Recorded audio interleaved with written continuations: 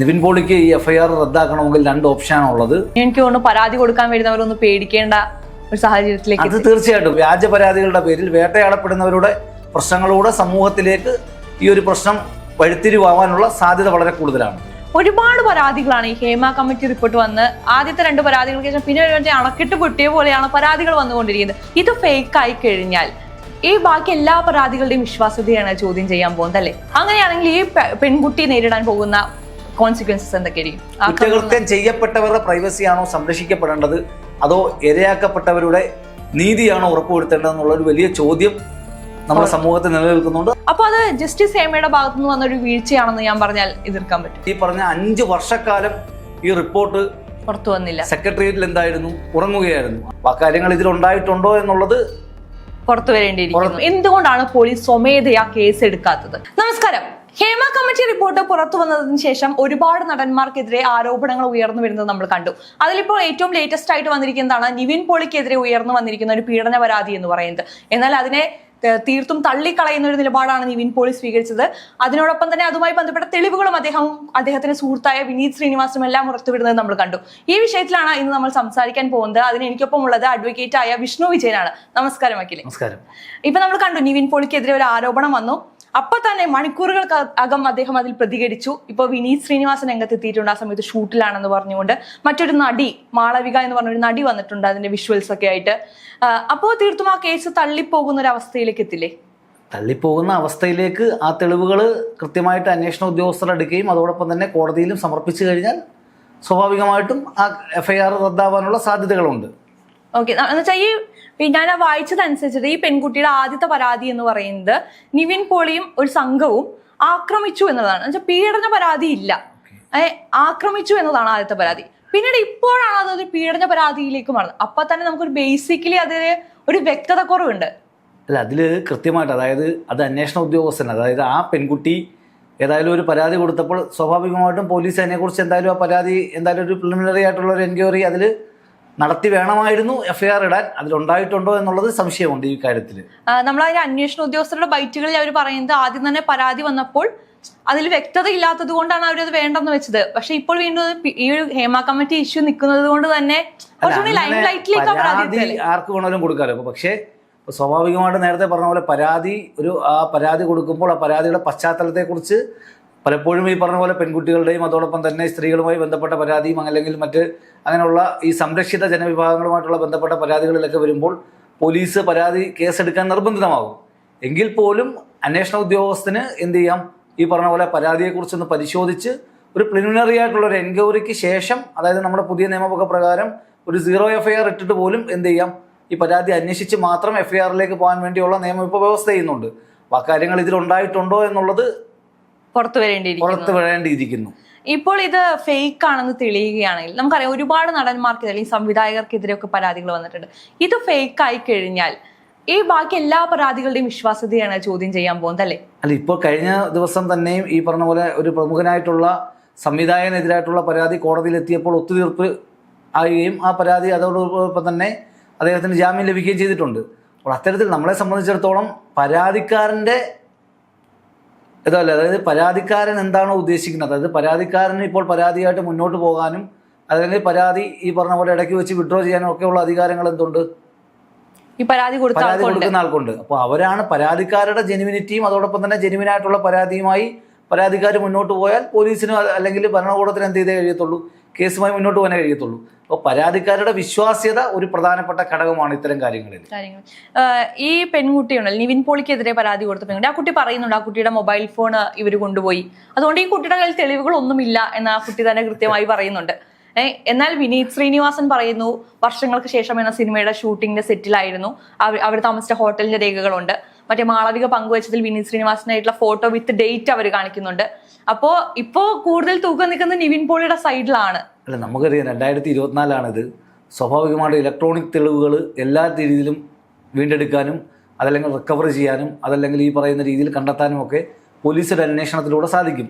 തന്നെയുമല്ല ഇവിടെ ഈ പറയുന്ന പോലെ ഇപ്പം ഈ പറഞ്ഞ പോലെ CDR ചെക്ക് ചെയ്ത് കഴിഞ്ഞാൽ ഈ സമയത്ത് അല്ലെങ്കിൽ ലൊക്കേഷൻ എടുത്തു കഴിഞ്ഞാൽ ആ സ്ഥലത്തുണ്ടായിരുന്നോ എന്നും അല്ലെങ്കിൽ ആ സ്ഥലങ്ങളിൽ ഏതൊക്കെ മൊബൈൽ ഫോണുകളാണ് ഈ ഇദ്ദേഹത്തിൻ്റെ ചുറ്റും ഉണ്ടായിരുന്ന മൊബൈൽ ഫോണുകൾ ഏതൊക്കെയാണെന്നും ആ CDR രേഖകൾ പരിശോധിച്ചാൽ മനസ്സിലാവും.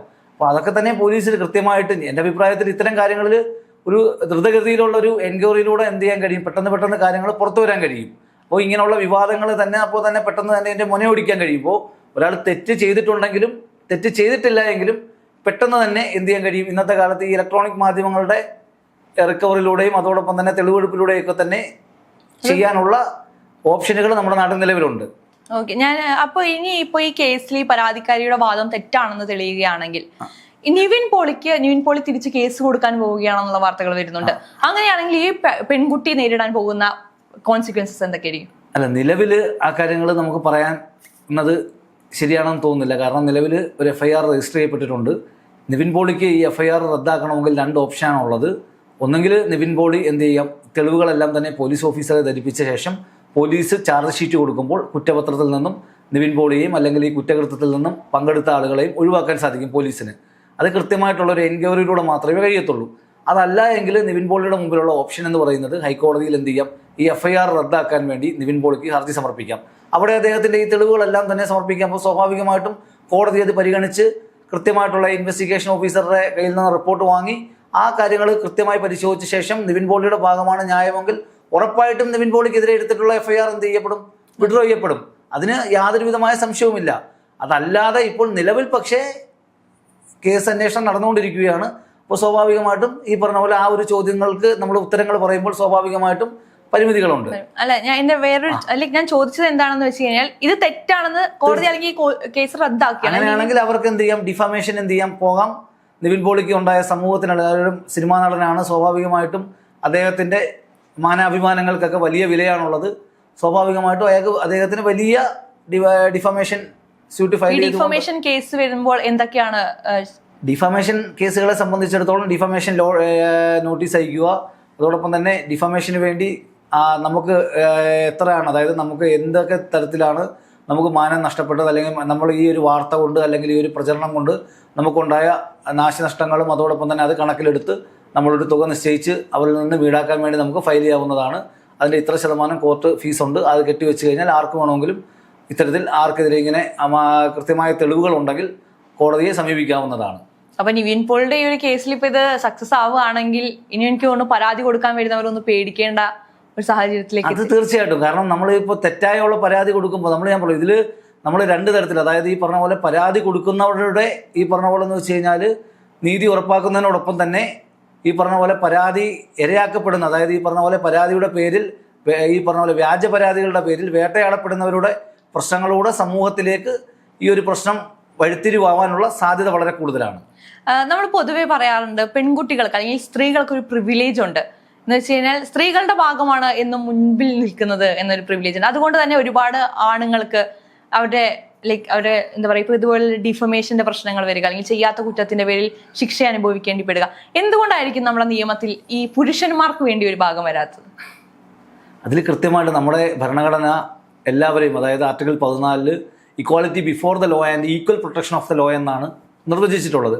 അതേ ഭരണഘടന തന്നെ 15-16 ആർട്ടിക്കിളിൽ പ്രത്യേകമായി സംരക്ഷണമായിട്ടുള്ള വിഭാഗങ്ങൾ, അതായത് ഈ പറഞ്ഞ പോലെ പലതരത്തിലുള്ള, അതായത് പല കാരണങ്ങളാൽ ഈ പറഞ്ഞ പോലെ സമൂഹത്തിൻ്റെ ദുർബലമായ ജനവിഭാഗങ്ങളെയും അതോടൊപ്പം തന്നെ ഈ പറയുന്ന ആ വിഭാഗത്തിലേക്ക് ഈ പറയുന്ന പോലെ അങ്ങനെ ദുർബല ജനവിഭാഗത്തിലല്ല സ്ത്രീകളെ ഉൾപ്പെടുത്തുന്നത്. അതുപോലെ തന്നെ പലതരത്തിലുള്ള സംരക്ഷിത ആളുകളുണ്ട്. അതായത് നമ്മുടെ ജാതിപരമായ സംരക്ഷണം കൊടുക്കുന്ന ആൾക്കാരുണ്ട്, മതപരമായ ന്യൂനപക്ഷങ്ങൾക്ക് സംരക്ഷണം കൊടുക്കുന്നുണ്ട്, ഭാഷാപരമായിട്ട് സംരക്ഷണം കൊടുക്കുന്നുണ്ട്. അത്തരത്തിലൊരു സംരക്ഷണം എന്ത് ചെയ്യുന്നുണ്ട്, സ്ത്രീകൾക്കും എന്ത് ചെയ്യുന്നുണ്ട്, നമ്മുടെ ഭരണഘടന ഉറപ്പു നൽകുന്നുണ്ട്. അപ്പോൾ ആ ഉറപ്പു നൽകുന്ന ഭരണഘടനയുടെ ആ വ്യവസ്ഥകൾ പ്രകാരമാണ് പലപ്പോഴും നിയമനിർമ്മാണങ്ങൾ ഉണ്ടാകുമ്പോൾ സ്ത്രീകൾക്കും അതോടൊപ്പം തന്നെ കുട്ടികൾക്കും ഒക്കെ തന്നെ കൃത്യമായ നിയമത്തിൻ്റെ സംരക്ഷണം ഏർപ്പെടുത്തുവാൻ നമ്മുടെ നിയമം അല്ലെങ്കിൽ നമ്മുടെ ഭരണഘടന ബാധ്യസ്ഥമാകുന്നത്. അപ്പോൾ അത് നേരായ രീതിയിലുള്ള കാര്യങ്ങൾക്ക് ഉപയോഗിക്കുന്നതായിരിക്കും എപ്പോഴും നല്ലത്. അല്ലാതെ വരുമ്പോൾ അങ്ങനെയുള്ള കാര്യങ്ങൾ വീണ്ടും എന്ത് ചെയ്യപ്പെടും, ഇത്തരത്തിലുള്ള നേരത്തെ ഇവിടെ സൂചിപ്പിച്ചതുപോലെ തന്നെ ഇത്തരത്തിൽ കൊടുത്ത അവകാശങ്ങൾ തെറ്റാണെന്നുള്ള ചർച്ചകൾ നമ്മുടെ സമൂഹത്തിൽ ആരെങ്കിലും ചർച്ച ചെയ്താൽ അവരെ കുറ്റപ്പെടുത്താൻ പറ്റാത്ത അവസ്ഥയുണ്ടാവും. ഇപ്പൊ എന്തായാലും ഇപ്പൊ ഈ വിശ്വാസ്യത മൊത്തത്തിൽ ചോദ്യം ചെയ്യപ്പെട്ട് നിൽക്കുന്ന ഒരു അവസ്ഥയാണ്. കാരണം ഒരുപാട് പരാതികളാണ് ഈ ഹേമ കമ്മിറ്റി റിപ്പോർട്ട് വന്ന് ആദ്യത്തെ 2 പരാതികൾക്ക് ശേഷം പിന്നെ ഒരു അണക്കെട്ട് പൊട്ടിയ പോലെയാണ് പരാതികൾ വന്നുകൊണ്ടിരിക്കുന്നത്. ജെന്യൂൻ ആയതിന് തീർച്ചയായും കൃത്യമായ നടപടികൾ വേണം. എന്നാൽ ഇത് മുതലെടുക്കുന്ന ഒരുപാട് പേരുണ്ട്. മേ ബി അതിന്റെ ഒരു നിയമവശങ്ങൾ കൃത്യമായി അറിയാത്തത് കൊണ്ടായിരിക്കും. അവർക്ക് നമുക്ക് കൊടുക്കാൻ പറ്റുന്ന ഒരു കോഷൻ എന്താണ്? നിങ്ങൾ ഇങ്ങനെ ഇത്തരം വ്യാജ പരാതികളുമായി വന്നു കഴിഞ്ഞാൽ എന്തൊക്കെ വ്യാജ പരാതികളുമായി നേരിട്ട് വന്നാൽ ഉറപ്പായിട്ടും അവർക്ക് സ്വാഭാവികമായിട്ടും അവർക്കെതിരെ നിയമ നടപടികൾ ഇപ്പോൾ തന്നെ ഈ പറയുന്ന നമ്മൾ ഈ പരാതിയിൽ കഴമ്പില്ല എങ്കിൽ സ്വാഭാവികമായിട്ടും ഇത്തരത്തിൽ പരാതിയുടെ പേരിൽ പലപ്പോഴും പലരെയും ഈ പറഞ്ഞ പോലെ സാമ്പത്തിക ചൂഷണം അല്ലെങ്കിൽ അങ്ങനെയുള്ള പരാതികൾ തിരിച്ചു വന്നിട്ടുണ്ട്, പല നടന്മാരും കൊടുത്തിട്ടുണ്ട് തിരികെ. അപ്പോൾ അതിൽ തെളിവുണ്ടെങ്കിൽ സ്വാഭാവികമായിട്ടും അവർക്ക് അതുമായിട്ട് മുമ്പോട്ട് പോകാൻ കഴിയുമല്ലോ. കാര്യം ഞാൻ പറഞ്ഞല്ലോ, നമ്മുടെ ഇന്ന് നാട്ടിൽ എല്ലാ തരത്തിലുള്ള ഇലക്ട്രോണിക് മാധ്യമങ്ങളുടെ കടന്നുകയറ്റത്തോടു കൂടി തന്നെയും ഇതിനൊക്കെ കൃത്യമായ എവിഡൻസുകൾ കളക്ട് ചെയ്യാൻ യാതൊരു വിധമായ പാടില്ല. അങ്ങനെ ഒരാളെ ഭീഷണിപ്പെടുത്തി പണം തട്ടാനോ അല്ലെങ്കിൽ മറ്റേതെങ്കിലും തരത്തിൽ കാര്യങ്ങളോ ചെയ്യുന്നുണ്ടെങ്കിൽ അവർക്ക് പരാതിയായിട്ട് പോകാമല്ലോ. അതിൽ ആരും അത് തടയുന്നില്ല. പക്ഷേ നമുക്കെതിരെ വന്ന ഒരു ആരോപണം തെളിയിക്കേണ്ട ബാധ്യത ആരോപണ വിധേയന് മാത്രമല്ല ആരോപണം ഉന്നയിച്ച ആൾക്കും ഉണ്ട് എന്നുള്ളതാണ് യാഥാർത്ഥ്യം. കാരണം ആരോപണം നമുക്ക് ആർക്കെതിരെയും എന്തും പറയാം. പക്ഷേ നമ്മളൊരു ആരോപണം ഉന്നയിക്കുമ്പോൾ അതിൻ്റെ കൃത്യമായിട്ടുള്ള ഇത് സാഹചര്യത്തിൻ്റെ തെളിവുകളുടെ അടിസ്ഥാനത്തിലായാലും അതല്ലെങ്കിൽ സാമൂഹികമായിട്ടുള്ള ഇടപെടലുകളുടെ അടിസ്ഥാനത്തിലായാലും അല്ലെങ്കിൽ ആ സാഹചര്യത്തിൽ കൂടെ ഉണ്ടായിരുന്ന അല്ലെങ്കിൽ സാക്ഷിമൊഴികളായാലും അതിനെയൊക്കെ അനുവർത്തിച്ച് വേണം എന്ത് ചെയ്യാൻ, ആരോപണങ്ങൾ ഉന്നയിക്കുവാൻ വേണ്ടി. അതുണ്ടാകുന്നുണ്ടോ എന്ന് പല ആരോപണങ്ങൾ പരിശോധിക്കുമ്പോൾ നമുക്ക്, കാരണം ഇത് ആരോപണങ്ങൾക്ക് വേണ്ടിയുള്ള ആരോപണങ്ങളായി പലതും മാറുന്ന ഒരു കാഴ്ചയാണ് കാണുന്നത്. കാരണം 8 വർഷം 10 വർഷം 15 വർഷം കഴിഞ്ഞിട്ടാണ് പലപ്പോഴും ഈ ആരോപണങ്ങൾ വരുന്നത്. സ്വാഭാവികമായിട്ട് നമുക്കറിയാം, ഞാൻ നേരത്തെ കഴിഞ്ഞ ഒരു ഇതിൽ സൂചിപ്പിച്ചിട്ടൊരു കാര്യമാണ്. കാരണം ഈ ആരോപണങ്ങൾ ഈ പറയുന്ന ഹേമ കമ്മിറ്റിക്ക് മുമ്പിൽ പറയുമ്പോൾ സ്വാഭാവികമായിട്ടും ആ കമ്മിറ്റിക്ക് ഒരു ബാധ്യതയുണ്ട്. കാരണം ഒരു കുറ്റകൃത്യം കൃത്യമായിട്ടുള്ള ഒരു ബഹുമാനപ്പെട്ട ഒരു റിട്ടയർഡ് ജഡ്ജിന്റെ മേൽനോട്ടത്തിലുള്ളൊരു കമ്മിറ്റിയാണ്. ആ കമ്മിറ്റിക്ക് മുൻപാകെ കൃത്യമായി ആ കാര്യങ്ങൾ പറയുമ്പോൾ ആ കാര്യങ്ങൾ കൃത്യമായി പോലീസിനെ അറിയിക്കുവാനും അതല്ലെങ്കിൽ നിയമവ്യവസ്ഥയിലേക്ക് കൈമാറ്റം ചെയ്യുവാനുള്ള ബാധ്യത ആ കമ്മിറ്റിക്കുണ്ടായിരുന്നു. ആ കാര്യങ്ങളെക്കുറിച്ച് കൂടി ചർച്ച ചെയ്യണമെന്നാണ് നമുക്ക് പറയാനുള്ളത്. ആ കാര്യങ്ങളിൽ ഇപ്പൊ നമ്മൾ ഈ പരാതികൾ വരുന്ന സമയത്ത് ഞാൻ ഒരുപാട് ഫേസ്ബുക്ക് പോസ്റ്റുകളിൽ വായിച്ചതാണ്, ഇത്തരം ഒരുപാട് സംഭവങ്ങൾ പറയപ്പെടും എന്തുകൊണ്ടാണ് പോലീസ് സ്വമേധയാ കേസ് എടുക്കാത്തത്? അങ്ങനെ കേസ് എടുക്കാൻ പറ്റുന്ന ഒരു ഇതാണോ ബലാത്സംഗം അല്ലെങ്കിൽ പീഡനം എന്ന് പറയുന്നത്? സ്വമേധയാ കേസെടുക്കാൻ കഴിയില്ല. സുവോമോട്ടോ എന്ന് പറയുന്ന സംഭവം, സോമോട്ട എന്ന രീതിയിൽ കേസെടുക്കുക, അതായത് ഒരു കുറ്റകൃത്യം ഒരു സ്ഥലത്ത് ഉണ്ടായി എന്നുള്ളൊരു വാർത്ത വന്നാൽ പോലീസിന് എന്ത് ചെയ്യാം, ഇതിൽ ഇരയാക്കപ്പെട്ട ആളിനെ കാണുകയും അങ്ങനെ ഒരു പരാതി ഉണ്ടായിട്ടുണ്ടോ എന്ന് അന്വേഷിക്കുകയും അവർക്ക് പരാതിയോ അല്ലെങ്കിൽ അവരുടെ മൊഴി രേഖപ്പെടുത്തി ആ കാര്യങ്ങളിൽ ആ മൊഴികളിൽ ഇത്തരത്തിലുള്ള കാര്യങ്ങൾ ഈ പറഞ്ഞ കുറ്റകൃത്യങ്ങൾ ഉണ്ട് എങ്കിൽ കേസെടുക്കാൻ കഴിയും. അങ്ങനെ ഒരു കുറ്റകൃത്യത്തിൽ ആ മൊഴിയിലില്ല എങ്കിൽ കേസെടുക്കുന്നതും അത് ആ കേസ് അങ്ങനെ അഥവാ ഏതെങ്കിലും തരത്തിൽ കേസ് എടുത്താൽ പോലും ആ കേസിന്റെ മുമ്പോട്ടുള്ള പോക്ക് നേരായ രീതിയിലാവുമെന്ന് കരുതാൻ കഴിയില്ല. ഈ പീഡന പരാതികളിൽ ഇരയാണ് മേ ബി ഒരു തെളിവെന്ന് പറയുന്നത് മേ ബി ആ ഇരയുടെ മൊഴി മാത്രമായിരിക്കും. അതല്ലാതെ ഈ ഇര ഇത് പറഞ്ഞിരിക്കുന്ന മറ്റൊരാൾ അതിനൊരു തെളിവായി മാറും. തീർച്ചയായിട്ടും ആ കാര്യങ്ങൾ അതായത് ആർക്ക് വേണമെങ്കിലും വെളിപ്പെടുത്താം. അതായത് ഈ പറഞ്ഞ പോലെ ഒരു സംഭവം ഞാൻ നേരത്തെ പറഞ്ഞല്ലോ, നമ്മുടെ മുമ്പിലേക്ക് ഇത്തരത്തിലൊരു ഇരയാക്കപ്പെട്ട ആൾ അല്ലെങ്കിൽ ഒരു കുറ്റകൃത്യം നടത്തിയിട്ടോ അല്ലെങ്കിൽ ഇരയാക്കപ്പെട്ട ആളോ വരുമ്പോൾ നമുക്കത് എന്ത് ചെയ്യാൻ കഴിയും, പോലീസിലേക്കും അല്ലെങ്കിൽ അധികാരികളുടെ ഭാഗത്തേക്കും കൊടുക്കാനുള്ള നിയമപരമായ സംരക്ഷണം നമുക്ക് ലഭിക്കും. പക്ഷെ അങ്ങനെ ലഭിക്കുമ്പോൾ നമ്മൾ ഈ പറയുന്ന ഒരു അന്വേഷണം നടക്കുമ്പോൾ കൃത്യമായിട്ട് നമ്മൾ പറഞ്ഞല്ലോ, ഇപ്പം ചില കേസുകൾ നമ്മുടെ കേരള പോലീസ് ചരിത്രത്തിൽ പല കേസുകളിലും യാതൊരു വിധമായ തെളിവുകളും അല്ലെങ്കിൽ സാഹചര്യ തെളിവുകളും ഇല്ലാത്ത പല കുറ്റകൃത്യങ്ങളും പിൽക്കാലത്ത് എന്ത് ചെയ്യപ്പെട്ടിട്ടുണ്ട്, തെളിയിക്കപ്പെട്ടിട്ടുണ്ട്.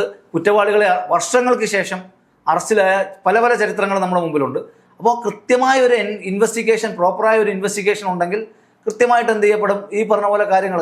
അത്തരത്തിൽ അതായത് ഇപ്പം തെളിവെന്ന് പറയുമ്പോൾ നേരിട്ട് തന്നെ ഇപ്പം സ്വാഭാവികമായിട്ടും പെട്ടെന്നുണ്ടാകുന്ന ഒരു കാര്യത്തിന് അല്ലെങ്കിൽ ഒരു പ്രിക്വേഷൻ ഇല്ലാത്ത ഒരു കാര്യത്തിന് പെട്ടെന്ന് തെളിവുണ്ടാവാനോ ചിലപ്പം ഈ പറഞ്ഞ പോലെ ദൃശ്യങ്ങൾ ഉണ്ടാവാനോ ഒന്നും ഇടയില്ല. പക്ഷേ സാഹചര്യ തെളിവുകളുണ്ട്. അതായത് ഈ പറയുന്ന ഇരയാക്കപ്പെട്ട ആൾ പറയുന്ന കാര്യങ്ങൾ ആ സാഹചര്യത്തിൽ സംഭവിക്കാൻ സാധ്യതയുണ്ടോ, അതല്ലെങ്കിൽ ആ പറയുന്ന ആർക്കെതിരെയാണോ അയാളുടെ ആ സമയത്ത് അവിടെ സാന്നിധ്യം ഒക്കെ തന്നെ ഉറപ്പാക്കിയാണ് ഈ കാര്യങ്ങളൊക്കെ തന്നെ പോലീസ് നിർവചിക്കുന്നതും. അതിൻ്റെ ഒരു അന്വേഷണ ഉദ്യോഗസ്ഥൻ്റെ ഒരു കൃത്യമായിട്ടുള്ളൊരു വിവേചനാധികാരം എന്ന് തന്നെ പറയാം. അന്വേഷണ ഉദ്യോഗസ്ഥനാണ് ഇത്തരത്തിലുള്ള കാര്യങ്ങളെക്കുറിച്ച് കൃത്യമായിട്ടുള്ള പഠിക്കുന്നതും.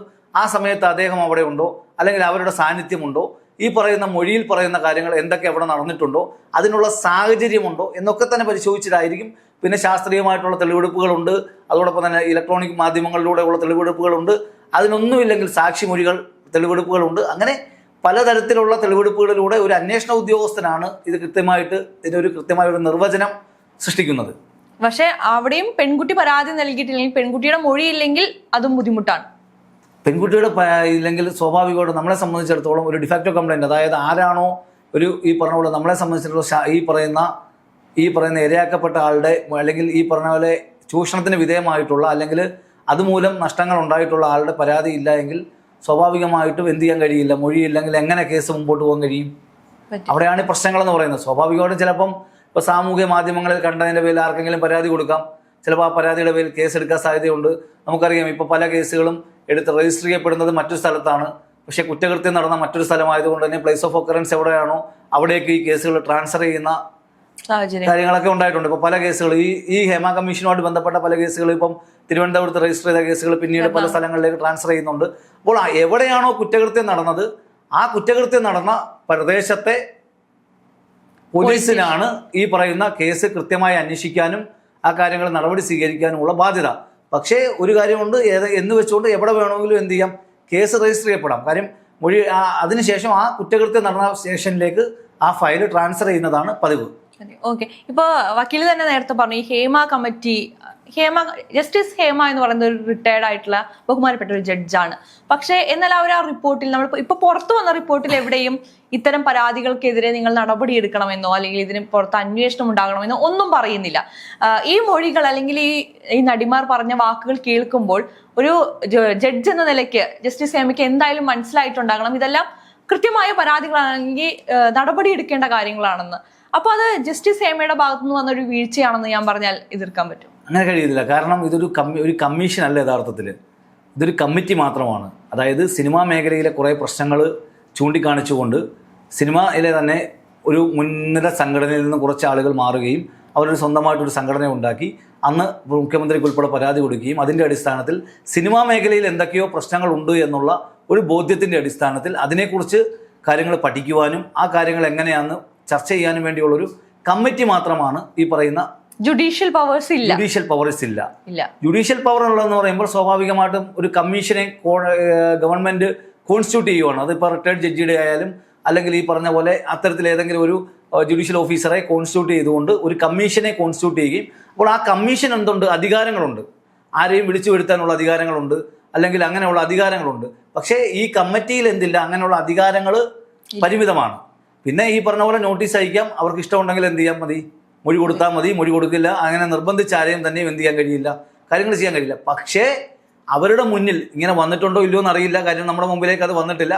അങ്ങനെ വന്നിട്ടുണ്ട് എങ്കിൽ അല്ലെങ്കിൽ പേരുകൾ ഉൾപ്പെടെ വന്നിട്ടുണ്ട് എങ്കിൽ കമ്മിറ്റിക്ക് എന്തുണ്ട്, പ്രത്യേകിച്ച് ഈ പറയുന്ന ഒരു റിട്ടയർഡ് ജഡ്ജസ് ആയതുകൊണ്ട് തന്നെ അപ്പോൾ തന്നെ അത് പോലീസിനെ അറിയിക്കാനുള്ള ബാധ്യതയുണ്ട്. കാര്യം അവർ സർക്കാരിൻ്റെ നികുതി പണമാണ് ഈ ഓണററിയുമായിട്ട് കൊടുത്തിരിക്കുന്നത്, ജനങ്ങളുടെ നികുതി പണമാണ് ഓണററിയം കൈപ്പറ്റിയിരിക്കുന്നത്. സ്വാഭാവികമായിട്ടും ഒരു സോഷ്യൽ കമ്മിറ്റ്മെന്റ് ഉണ്ടല്ലോ. അപ്പോൾ ആ സോഷ്യൽ കമ്മിറ്റ്മെന്റിന്റെ പേരിൽ എന്ത് ചെയ്യാം, അവർക്കപ്പോൾ തന്നെ ഗവൺമെന്റിനെയും അതോടൊപ്പം തന്നെ പോലീസിനെയും അറിയിക്കാനുള്ള ബാധ്യതകളുണ്ട്. ഇപ്പോൾ എനിക്ക് തോന്നുന്നു ആരോഗ്യം പറയുന്നത് കേട്ടു, ഈ പറഞ്ഞ ആരോപണം ഉന്നയിച്ചവർ തന്നെ അതിനെ തടഞ്ഞിട്ടുണ്ട് എന്നുള്ളതാണ് അറിയാൻ കഴിഞ്ഞത്. കാര്യമാണോ എന്നറിയില്ല.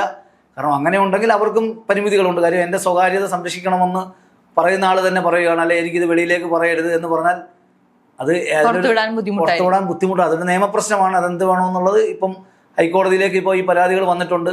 കോടതി ഇപ്പോൾ എന്താണ് ഈ പറയുന്ന, ഞാൻ നേരത്തെ പറഞ്ഞ പോലെ തന്നെ ആരുടെ, അതായത് ഇരകളുടെ നീതിയാണോ അതോ അവരുടെ പ്രൈവസിയാണോ സംരക്ഷിക്കപ്പെടേണ്ടത്, അല്ലെങ്കിൽ ഈ പറഞ്ഞ പോലെ അതായത് ഈ പറഞ്ഞ പോലെ ഇത്തരത്തിൽ കുറ്റകൃത്യം ചെയ്യപ്പെട്ടവരുടെ പ്രൈവസിയാണോ സംരക്ഷിക്കപ്പെടേണ്ടത്, അതോ ഇരയാക്കപ്പെട്ടവരുടെ നീതിയാണോ ഉറപ്പുവരുത്തേണ്ടതെന്നുള്ളൊരു വലിയ ചോദ്യം നമ്മുടെ സമൂഹത്തിൽ നിലനിൽക്കുന്നുണ്ട്. അതിനിപ്പോൾ കോടതി വൈകാതെ തന്നെ ഒരു തീരുമാനം ഉണ്ടാക്കും. ഇപ്പൊ നമുക്ക് ഭാരത് ന്യായ സംഹിതയാണ് ഇപ്പൊ നിലവിലുള്ളത്. എന്നാൽ ഈ കേസുകൾ കൂടുതലും വരുന്നത് എനിക്ക് തോന്നുന്നു മുൻപുള്ള രീതിയിൽ തന്നെയായിരിക്കും. ഈ ഭാരത് ന്യായ സംഹിതയിൽ ഇതുമായി ബന്ധപ്പെട്ട നിയമങ്ങൾക്ക് എന്തെങ്കിലും വ്യത്യാസങ്ങളുണ്ടോ? ഭാരത് ന്യായ സംഹിത പ്രകാരം സ്ത്രീകൾക്കും അല്ലെങ്കിൽ കുട്ടികൾക്കുമൊക്കെ എതിരെയുള്ള അതിക്രമങ്ങളുടെ ശിക്ഷ വളരെ കുറച്ചുകൂടി കാര്യക്ഷമമായിട്ട് ഉറപ്പുവരുത്താനുള്ള കാര്യങ്ങൾ അതിൽ നിർദ്ദേശിച്ചിട്ടുള്ളതാണ് മനസ്സിലാക്കാൻ കഴിയുന്നത്. പക്ഷേ ഇപ്പോൾ പലപ്പോഴും പ്രശ്നം എന്ന് പറഞ്ഞാൽ നമ്മുടെ ക്രിമിനൽ നിയമ നടപടികൾക്കൊന്നും തന്നെ മുൻകാല പ്രാബല്യമില്ലാത്തത് കൊണ്ട് തന്നെയും ഇപ്പോൾ ഏത് ഡേറ്റിലാണോ നടന്നത്, ഇപ്പോൾ ജൂൺ 1 മുതലാണ് ഇവിടെ നമ്മുടെ പുതിയ നിയമങ്ങൾ വന്നിട്ടുള്ളത്. അതിന് മുമ്പ് നടന്ന കുറ്റകൃത്യമായതുകൊണ്ട് തന്നെയും IPC CRPC വകുപ്പുകൾ പ്രകാരമാണ് കേസെടുക്കാൻ ഗവൺമെൻറ്റിന് പോലീസിനോ കഴിയത്തുള്ളൂ. അതുകൊണ്ടാണ് പലപ്പോഴും ഈ കേസുകളൊക്കെ തന്നെയും ഇത് വർഷങ്ങളുടെ ഇടവേളകളുള്ള കേസുകളാണ്. അതുകൊണ്ടാണ് ഇത്തരത്തിലുള്ള കേസുകൾ ഇങ്ങനെ എടുത്തിട്ടുള്ളത്. ഈ പരാതികളിൽ കുറെ കാലഘട്ടങ്ങൾ പറയുന്നുണ്ട്. എന്ന് വെച്ച് കഴിഞ്ഞാൽ ഇത്ര വർഷം പീഡിപ്പിച്ചു അല്ലെങ്കിൽ ഇത്ര തവണ പീഡിപ്പിച്ചു, എന്ന് വെച്ചാൽ അത് വലിയൊരു ഡ്യൂറേഷൻ. അപ്പൊ ഇതിന് വരുന്ന ശിക്ഷകളുടെ ഒരു ഇത് എങ്ങനെയായിരിക്കും? അത് തെളിയിക്കപ്പെടണമല്ലോ. തെളിയിക്കപ്പെടുകയാണെങ്കിൽ സ്വാഭാവികമായിട്ടും ഈ പറഞ്ഞ പോലെ അത്തരത്തിൽ അതിന് എന്തൊക്കെയാണോ ഇപ്പം ഈ പറഞ്ഞ പോലെ 376 IPC ഇട്ടാണ് കേസുകളൊക്കെ തന്നെ രജിസ്റ്റർ ചെയ്യുന്നത് കാണുന്നത്. അപ്പോൾ അതിന് സ്വാഭാവികമായിട്ടും അതിന് പറഞ്ഞിട്ടുള്ള ശിക്ഷ, ആ ശിക്ഷ തന്നെ എന്ത് ചെയ്യും, ഈ കാര്യങ്ങൾക്കെല്ലാം തന്നെ കിട്ടും. പിന്നെ കുറ്റകൃത്യത്തിൻ്റെ തീവ്രത കൂടുതലാകുമ്പോൾ സ്വാഭാവികമായിട്ടും കുറച്ചുകൂടിയുള്ള, അതായത് ഈ പറഞ്ഞ ഒരു ഹാബിച്വലായിട്ടുള്ളൊരു ഒരു ഒഫൻസാണ് നടന്നിട്ടുള്ളത് അല്ലെങ്കിൽ ഒരു സ്ഥിരം കുറ്റവാളിയാണ് ഇത്തരത്തിലൊരു കുറ്റകൃത്യത്തിൽ ഏർപ്പെടുന്നതെങ്കിൽ, അതല്ലെങ്കിൽ കൃത്യമായിട്ട് ഈ കുറ്റം കണ്ടിന്യൂസ് ആയിട്ട് ചെയ്യപ്പെട്ടിട്ടുണ്ടെങ്കിൽ, വിരയാക്കപ്പെട്ടിട്ടുണ്ടെങ്കിൽ സ്വാഭാവികമായിട്ടും ശിക്ഷയുടെ കാലാവധിയും അതോടൊപ്പം തന്നെ അതൊക്കെ കോടതിയുടെ വിവേചനാധികാരമാണ്. കോടതിക്ക് എന്തുണ്ട്, ഈ കാര്യങ്ങൾ നിയമം നിർദ്ദേശിച്ചിട്ടുള്ള ഉപയോഗപ്പെടുത്തി പരമാവധി ശിക്ഷ എന്ത് ചെയ്യാൻ കഴിയും, കൊടുക്കാൻ സാധിക്കും. അത് കോടതിയാണ് അതിനെക്കുറിച്ച് തെളിവുകളുടെ അടിസ്ഥാനത്തിൽ കോടതിയാണ് അതിനകത്ത് അവസാനമായിട്ട് തീരുമാനമെടുക്കേണ്ടത്. എനിക്ക് തോന്നുന്നു ഇതിന്റെ വാദം കേൾക്കാൻ വേണ്ടി ഒരു സ്ത്രീകളുടെ ഒരു ബെഞ്ച് രൂപീകരിച്ചു, അങ്ങനെ ഒരു വാർത്ത ഞാൻ കണ്ടായിരുന്നു. അങ്ങനെ ഒരു പ്രത്യേക ബെഞ്ചായിരിക്കുമോ ഈ കേസുകളെല്ലാം വാദം കേൾക്കുന്നത്? അതിൻ്റെ സാധ്യത വളരെ കുറവാണ്. കാരണം ഈ കുറ്റകൃത്യങ്ങളും കേസുകളും എടുക്കുന്നതെല്ലാം തന്നെ ഓരോരോ കേരളത്തിൻ്റെ അല്ലെങ്കിൽ ഇന്ത്യയുടെ വിവിധ ഭാഗങ്ങളിലുള്ള പോലീസ് സ്റ്റേഷനുകളിലാണ്. സ്വാഭാവികമായിട്ടും നമ്മുടെ നിയമപ്രകാരം പോലീസ് രജിസ്റ്റർ ചെയ്യുന്ന കേസ് അവിടുത്തെ മജിസ്ട്രേറ്റ് കോടതിയിലാണ് എന്ത് ചെയ്യേണ്ടത്, സമർപ്പിക്കേണ്ടത്.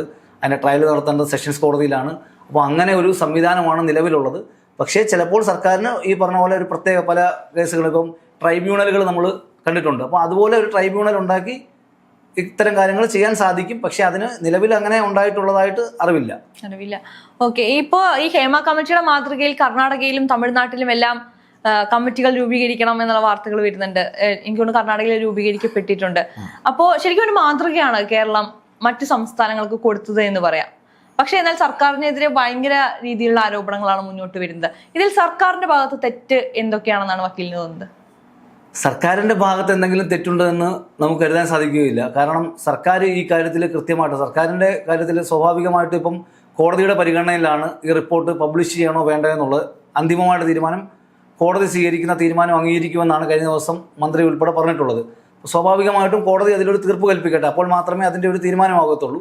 പിന്നെ നമ്മുടെ മുമ്പിൽ ഇത്തരത്തിൽ ഈ പറഞ്ഞ 5 വർഷക്കാലം ഈ റിപ്പോർട്ട് പുറത്തു വന്നില്ല. സെക്രട്ടേറിയറ്റിൽ എന്തായിരുന്നു, ഈ പറഞ്ഞ പോലെ ഉറങ്ങുകയായിരുന്നു. അതാണ് സർക്കാരിനെതിരെയുള്ള ഈ പറയുന്ന നിർദ്ദേശങ്ങളിൽ ഈ പറഞ്ഞ പോലെ പ്രധാനമായിട്ട് വിമർശകർ ഉന്നയിക്കുന്ന കാര്യം. അതുമാത്രമല്ല, ഈ റിപ്പോർട്ടിലുള്ള പരാമർശമുണ്ട് എന്ന് പറയപ്പെടുന്ന ആളുകളെ വെച്ച് തന്നെയാണ് ഈ കാര്യങ്ങൾ പരിഹരിക്കാൻ വേണ്ടിയുള്ള കമ്മിറ്റികളൊക്കെ തന്നെയും കോൺസ്റ്റിറ്റ്യൂട്ട് ചെയ്തിട്ടുള്ളതെന്നുള്ള ആരോപണവും ശക്തമാണ്. അതാണ് പ്രധാനമായിട്ടും സർക്കാരിനെതിരായിട്ടുള്ള ഈ കാര്യത്തിലുള്ള ആരോപണം എന്ന് പറയുന്നത്. ഈ ഹേമ കമ്മിറ്റിയുമായി ബന്ധപ്പെട്ട് വന്ന പരാതികളുടെ ഫ്യൂച്ചർ എന്തായിരിക്കും?